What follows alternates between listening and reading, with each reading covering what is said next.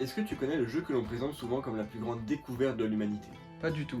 Aujourd'hui, je dépousse à l'histoire du jeu de Go et je t'explique tout en 2 fois 1 minute. Les premiers écrits faisant référence au Go nous proviennent des disciples de Confucius entre le 5e et le 3e siècle avant notre ère. On s'accorde à dire que le jeu de Go, appelé Weiqi, aurait vu le jour en Chine il y a plus de 3 millénaires. Les Japonais le découvrirent entre le 7e et le 8e siècle et lui donnèrent le nom de Go. Très considéré en Chine pendant plusieurs siècles, le jeu va alors connaître une immense popularité au Japon et en Corée.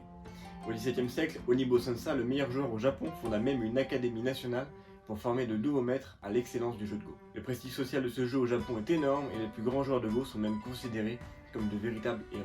En ce qui concerne le matériel et les règles du jeu, le Go fait preuve de simplicité.